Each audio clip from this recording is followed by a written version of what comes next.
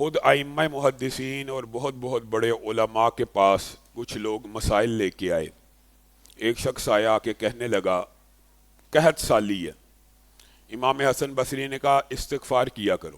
دوسرا آیا, اس نے کہا مال میں کمی ہے, اس نے کہا استغفار کیا کرو.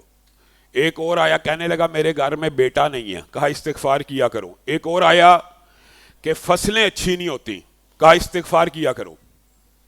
آپ کے جو طالب علم تھے انہوں نے آ کے پوچھ لیا کہ آپ نے ہر ایک کو استغفار ہی کا وظیفہ بتایا, ہر ایک کو استغفار ہی کا وظیفہ بتایا. تو کہا تم نے قرآن پاک نہیں پڑھا؟ فَقُلْتُ اسْتَغْفِرُوا رَبَّكُمْ إِنَّهُ كَانَ غَفَّارًا يُرْسِلِ السَّمَاءَ عَلَيْكُمْ مِدْرَارًا وَيُمْدِدْكُمْ بِأَمْوَالٍ وَبَنِينَ وَيَجْعَلْ لَكُمْ جَنَّاتٍ وَيَجْعَلْ لَكُمْ أَنْهَارًا.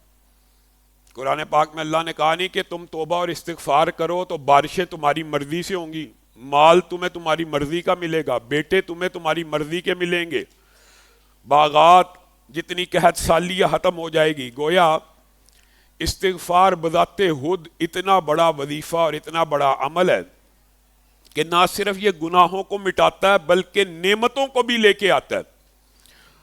اسی لیے رسول اللہ صلی اللہ علیہ وسلم نے ارشاد فرمایا من لازم الاستغفار, جو استغفار کے ساتھ چمٹ جائے, چپک جائے,